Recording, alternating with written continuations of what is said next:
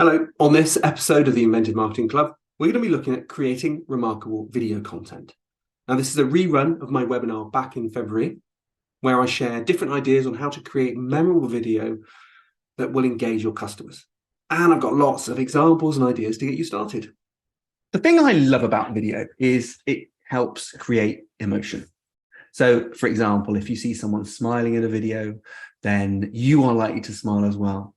If you see someone crying, that's likely to happen. I mean, films use this to great advantage, with some maybe rousing score in the background, something really, emotional is going on, something sad. You will start to feel that as well. And video is really conveys that. You can get it in audio. There's some great audio stories that I've listened to where they can pull that off, but video really hits all of the senses. So it's very emotive, and with emotion, that helps engage people, that gets them to lean forward and draws people into the story that you're trying to tell. It's information dense. It's a really good way of imparting information. They say a picture tells is worth 1,000 words. Well, a video is maybe multiplied up tenfold, 100-fold, because you can get quite a lot of information across. You can show people how to do things, and you don't need to, if you were writing it down, you'd actually need to write down every single detail of that. But if you're showing someone how to do it, they can see how these two widgets fit together, or how to do some search engine optimization on their website. Whereas if you were to write that, you've got a lot of information that you need to write down. So it's quite information dense. It's very easy to share. I mean, sharing a video online is so easy. You often would embed the video in YouTube, upload it to YouTube, and then you can copy and paste that link, put it onto your website as a link. You can embed it on there. You can share it on other social media feeds. You can even put it in an email. It's super easy. But video on most social media feeds, pretty much all of them rely on video now. They love video, particularly TikTok, and it's a really easy way to share video. So video is perhaps much easier to share than some text, which if you were to try and put that onto one of your Facebook posts, you're going to have a big ream of text from your blog post that people have to read, and they're like, I'm not sure I want to read that now. Whereas you can copy and paste the video link on there, or just directly upload the video and people can watch it in line, and it doesn't feel hard. It's also really great for SEO. I mentioned YouTube. If you upload a video to YouTube, YouTube is owned by Google. It's part of Google, which is the second largest search engine, or YouTube is the second largest search engine available. So any content you put onto there is going to be available to people searching on Google. So it's really good for SEO, and it's going to help pull up some of your content on your website, or just be content in its own right that people can find on YouTube. And of course, video is personal. If you can't be there, if you can't be with your customers or be with your audience, the next best thing you can do is a live video where you can be there in person. People feel it's very close to being there, and people can feel very close to you. But how do we stand out when we've got a social media feed that people are just flicking through, idly, not sure, they're just a bit bored, they're just flicking through what's going on to save some time, to use up some of their time, and it's only certain things are going to stand out, maybe pictures of people something interesting, some flashing movement, what's going to stand out in your feed. And it's really difficult to know what that's going to be, and actually to capture people's attention. Now, what we're looking at here is a LinkedIn feed that I was flicking through earlier. But if you've got TikTok, then you've just got one video filling the entire screen, and you've got to grab people in a few seconds, because they'll flick to the next one and they will flick to the next one. So you've got to find a way of captivating people. Now, one way to do that is to be remarkable. Is to create something that is that has something about it that people want to comment on, that people want to share, that people want to notice. Or you could be smug like this guy as well. That's another way of doing it. But you want to find a way of standing out so that people actually remark on your content. And that idea comes from Seth Godin. So a lot of you who are into marketing might know Seth Godin. I certainly talk about him a lot. And he's written many books. And if you're interested in marketing, which hopefully you would be, then you definitely want to dive into some of his books because he's got lots of interesting concepts. One of them is the purple cow. And the basic idea behind this is if you want to stand out, you want to create your business, or I'm talking about the content that your business creates, into a purple cow. And what that means is if you were to see a purple cow in a field, you would probably stop. You would stare because you've never seen a purple cow before. Who's seen a purple cow before? You'd stop, you'd take photos of it, you'd take some video of it, you'd share it with your friends, and you'd probably be telling that story over a long period of time because no one ever sees a purple cow. And so that's what you want to be trying to create with your content. And that is remarkable. Remarkable means that you will share it with people. So I'm going to read out a little quote I've got on the screen from Seth. Remarkable doesn't mean remarkable to you, however, it means remarkable to me. Am I going to remark about it? And if not, you're average, and average is for losers. So if we think back to our social media feed, whether it's LinkedIn, Facebook, TikTok, doesn't matter, you have to create something that people are going to stop on. They are going to feel compelled to take action. That's either to watch it, to click a link that's featured as part of the video or in one of the comments. They're going to write a comment themselves. They're going to share it with someone, but they are going to do something. You want your audience to remark on it. You don't want them just to flick through and keep going to the next one, because then you're average, and average is everyone else. And sadly, as harsh as it is, you're a loser. Now, we don't see many purple cows. Apart from the one on Milka. I was actually thinking about this when I was preparing the presentation and saying, actually, you really don't see purple cows everywhere. And then I thought back to my childhood and how I really liked the Milka chocolate. And then I remembered actually there was a purple cow on there. So apart from Milka, what else can you do to be remarkable? Perhaps you can get in people's faces with bad language, flashing colors, or just being intense. Maybe you want to use animals, but we don't always have a cute dog to hand. But if you do, if you work in an area where animals are involved, you will get higher engagement if you feature animals. And they don't have to be cute. I think most animals we feel are quite cute, especially if they're doing silly things. But younger animals, puppies, anything with big eyes, childlike, that's going to engage us more. But for most businesses, we don't have those animals on hand. So what can we do? Maybe we don't feel we're young or Insta-worthy anymore. We're not doing fun things at the weekend we can share about. We're not driving flashy cars. We're not going out to the latest restaurants. And we've got that sort of thing to show off. Or we've not got a young, hip marketing business that we can show off. Maybe we don't have all of those things. And so we look to ourselves and we think, what can I do that's remarkable because our company doesn't do anything that's interesting? But I would say that remarkable, or being remarkable, or creating remarkable content, it doesn't have to be big. You don't have to do all these crazy things like a lot of people do for attention.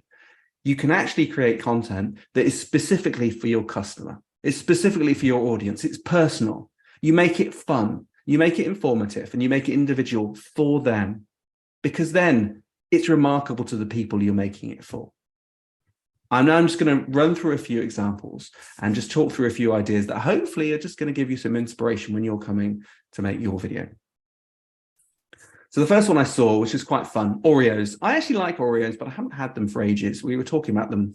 I was talking about them with the boys and how we'd like to get some Oreos because you can make them into lots of other different things. And actually, that's one of the things Oreo do in their videos, certainly their TikTok channel, is they're sharing lots of different ways that you can use their biscuits in different recipes and making different things of it. So it's quite fun. So the way they use their brand, their product in this case, is their product is just a focus for other activities, other things people want to do with it. I mean, it helps that Oreo is quite iconic. People recognize it. It's very different to many other biscuits.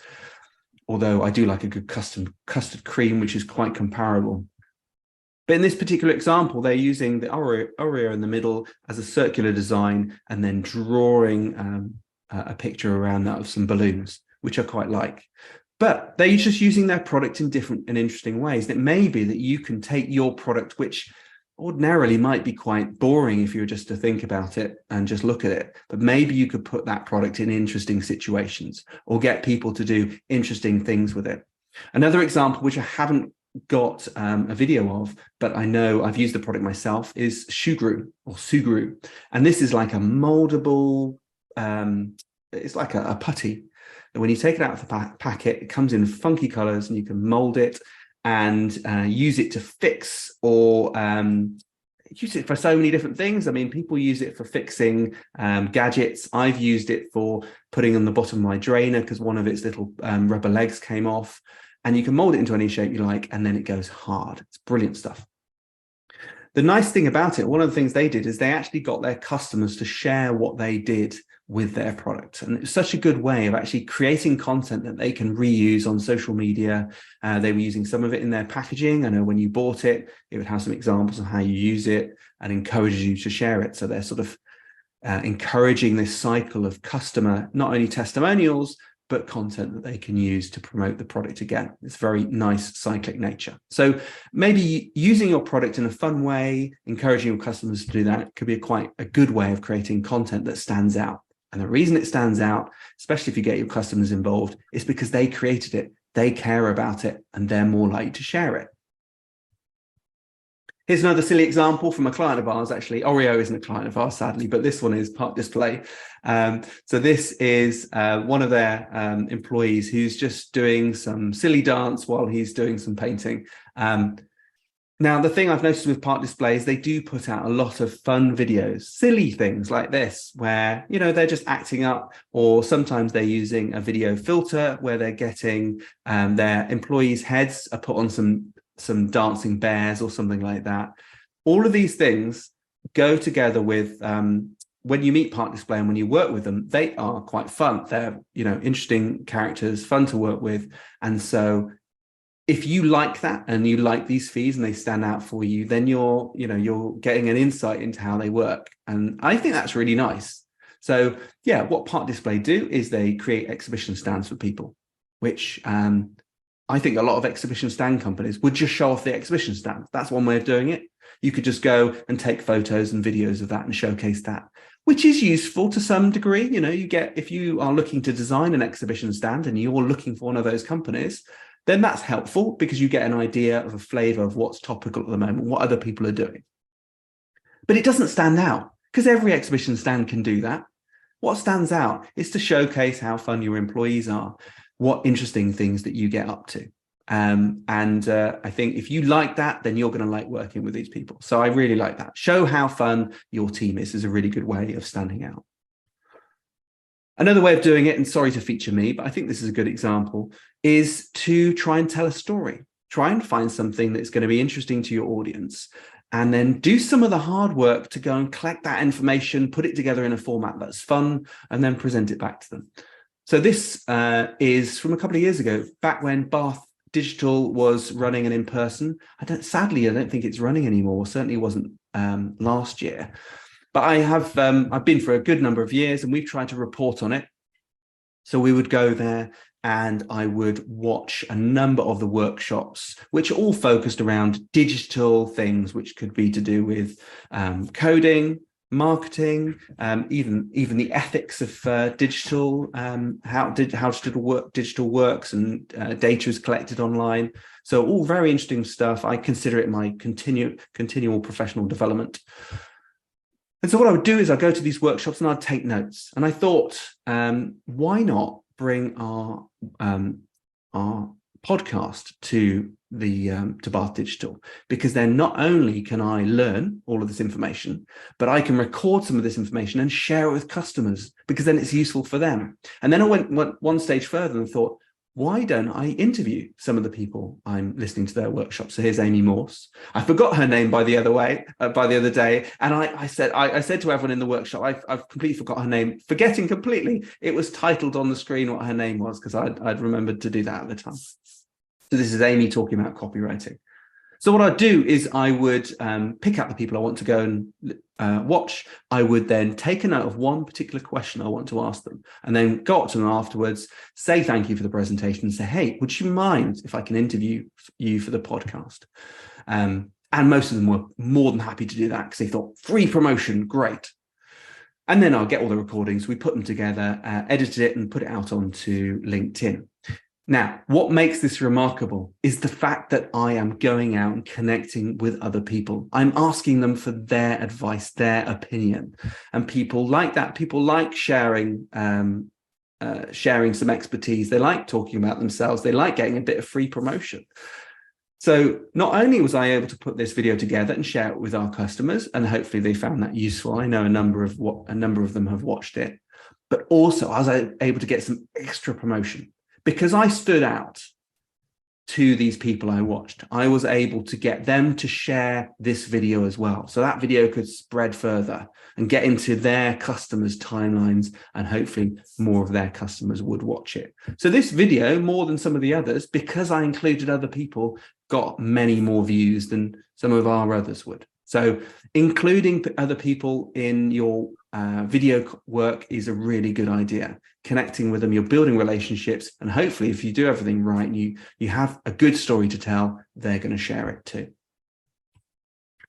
Something else you can do in video is demonstrate your expertise. Now, this video from Alex isn't pow, super exciting, but what it does is demonstrates the sort of credibility that Alex has as being an architect. It demonstrates his quality of work, and it shows what he is like to work with. You know, you get a real feel for Alex, and whether you want to work with him as an architect, you get a feel for his client work, and he's demonstrating his expertise along the way. This is a sequence of videos he created to help promote a couple of different things in his business. One of them is the process. So he, being an architect, he's got quite a rigid process that he needs to go through. And yeah, sure, that's written down, and he's done some great publications to help illustrate how that process works. But he went one step further to create videos to talk through a lot of those processes. Part of that as well are videos created to help people understand how his architectural process will work if they are wanting to accomplish an extension, for example, or they want to, they're looking at, they've got a listed building project. So he can have a video which actually talks through those processes and how he will work with his clients. So he's demonstrating his expertise and also showcasing other work that and different styles of projects that they can have and how they might achieve them. So this video stands out to his customers as a good way of seeing how his process works. And I really like it because it's done in a very thoughtful way and combines a lot of different things together. So moving on, we're going back to Park Display again. This is actually a bit more of a conventional video, I'd say, for an exhibition company. This is where they would, once the exhibition has been set up, they would, rather than just taking a nice picture of what it looks like, and often a lot of exhibition companies just take a picture, they've set it up, the exhibition hasn't started yet, so there's no one milling around, and they take a photo of it.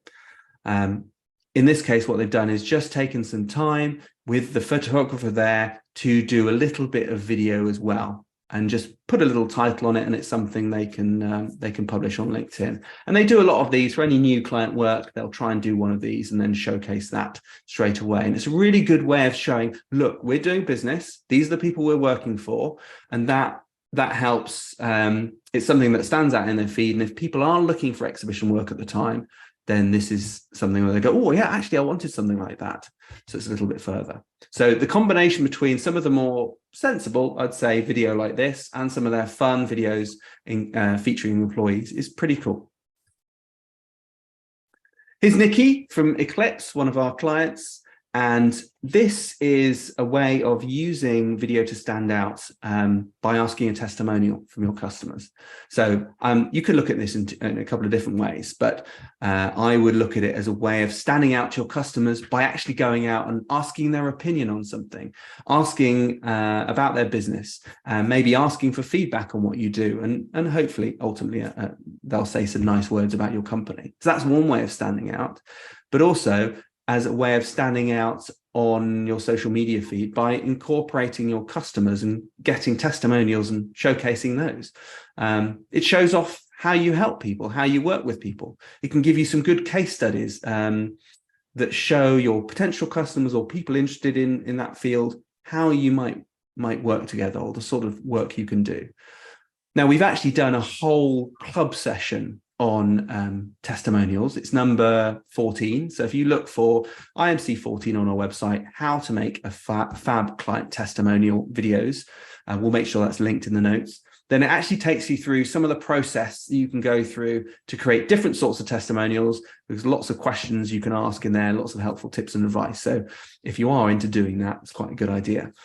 The other way it helps make you stand out in your social media feed is that if you incorporate your customer is more likely to share it, especially if they're talking about they're allowed to talk about their own company in there. They are going to share that on their own feed. So it's remarkable in that they will comment on it. They will share it with other people.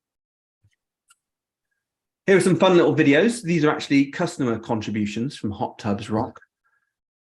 Now, this is a really, like with the testimonial, getting contributions from your customers is a really good way of spreading the message and being remarkable. Now, let's just take the example of the time lapse on the left-hand side. So Hot Tubs Rock would have installed this hot tub at their home, and then I don't know if Angharad encouraged them to do this, but they have taken a little testimonial video and they would have shared that on their Facebook page. So all of their friends and maybe some of their business colleagues get to see this. They're kind of showing off a little bit. They're saying, look at what we've got, look at the lovely evening we had in the tub.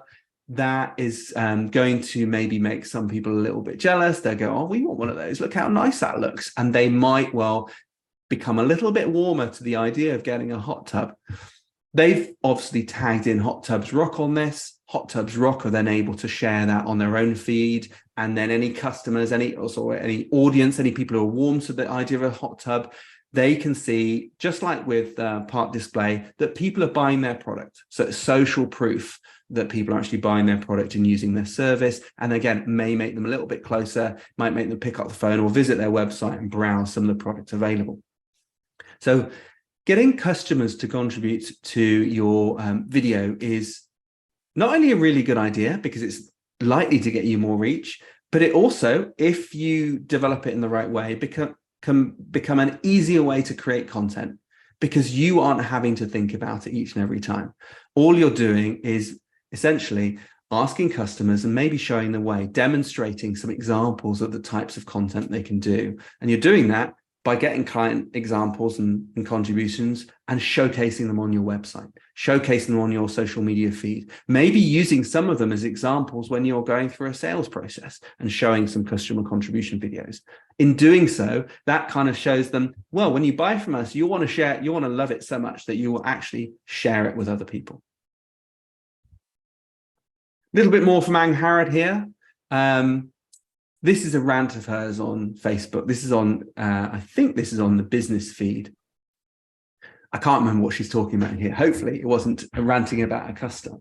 But getting emotional in a video to the right people is going to get your attention. You know, once people are hooked in, there's a story there. They want to find out how it ends.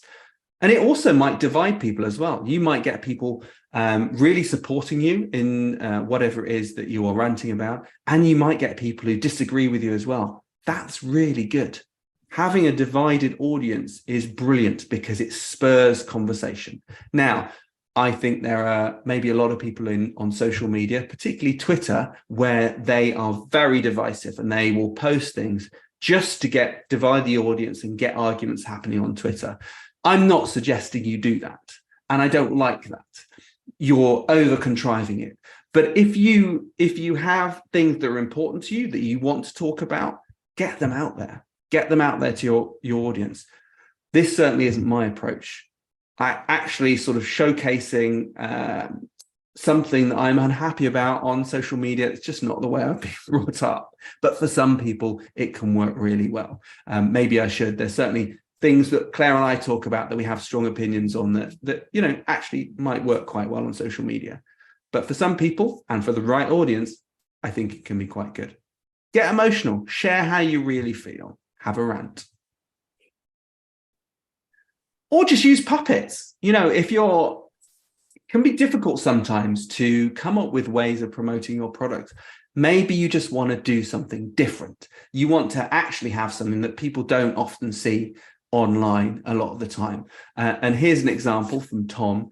I think Serco, his puppet here, popped up in my LinkedIn social media feed and instantly caught my attention, because you don't see many puppets, to be honest, certainly in what I would call a more adult business arena. So it stood out. It was remarkable. I actually got in touch with Tom.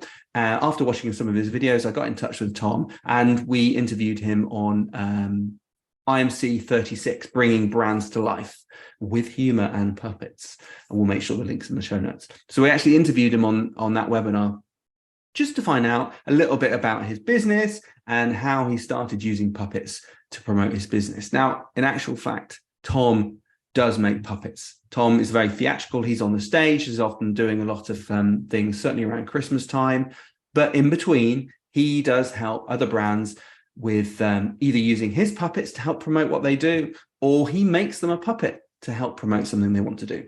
Now, interestingly, with Serco, Serco's a bit of a rude puppet, actually quite the opposite of how Tom is. Tom's a very nice guy. Serco's very rude. And Tom uses Serco as a way of being his alter ego in a way and standing out in that way without Tom actually looking bad. Maybe that's an approach I should take. But a lot of people actually like to be interviewed by Serco because he's so abusive. And so that gets a little bit of attention online. And so do they. So that's always quite fun. Another fun one here is an IKEA advert in which I'll just describe it. There's a kid running through a living room with a dad just slipping up every single time. And eventually they decide to buy an IKEA non-slip mat that goes underneath the mat they've already got. What I like about this is a non-slip or unslip mat is a bit boring. You know, it's a very functional product that you don't see. That's the very purpose of it. It goes underneath the mat. You don't see it. It's not particularly exciting. So how can you make it exciting to sell? It's actually probably quite a good high margin product for them. It's probably not very expensive to buy, but it's a high need to anyone who's buying their rug from IKEA. So what they've done is they've turned the idea of someone slipping up because the rug's coming out from under them every single time, and finally they've had enough. They've got to go to IKEA and buy this non-slip mat. But it's done in a way that's quite fun. It's a dad chasing his child. The child's wearing some kind of crazy alien outfit. And it's just a nice, fun way of doing it without overtly selling the product. And I think that's what's key with a lot of the videos that I'm showing is we're not trying to sell the product. We're either trying to demonstrate how it solves a problem, or we're trying to have some fun, but by incorporating the product. But what we're not doing is shoving the product in people's faces and saying, buy this phone, or buy this Oreo, or this non-slip mat. We're just trying to showcase, either get attention so that people see the brand and see the product, or we're trying to show how it's going to be used. So having a product focus and a purpose is good, and then having some fun with it, even better. And then just to finish in my example videos, just sending a smile to someone, just making, I was talking earlier about how emotional video can be, how emotive it can be. GIFs are brilliant for this. These little videos that people can use and send and share that have a silly little message that if it's someone's birthday, you can send them a little GIF. And there's no reason why you can't do this in a business context. Okay, you might want to know your clients a little bit better than just meeting them as part of the sales process. But, like the park display video where you had the guy dancing while he was roller brushing the wall, why not have a bit of fun? If your company is fun internally and clients are going to have fun with you, why not showcase that externally?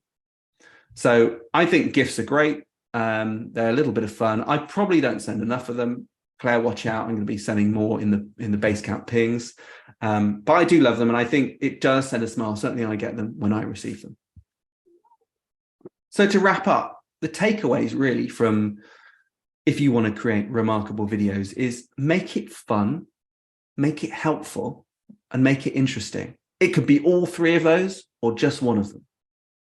But key is to make it audience focused, make it relevant to the people that you want to remark on it, that you want to have an emotion when they see it, and make it personal. there's no reason. I mean, I'm talking about social media videos here, or maybe videos on your website, but there's no reason you can't create a video that is one-to-one. We did a Loom, a sort of webinar Loom walkthrough recently. I can't remember the number, but we'll make sure it's in the show notes, talking about how we can use this application to create videos for your customers. There's no reason you can't do it on a one-to-one basis. So make it fun, helpful, interesting, make it focused about your audience, and make it personal if you can. The important thing to remember is that the quality of the video is secondary. If you hit all these things I've talked about and it's got a good story to it, the actual quality of the video doesn't matter. Thanks for watching this episode of the Inventive Marketing Club. You can learn more, find great episodes, or join at ratherinventive.com/club. That's ratherinventive.com/club. Bye.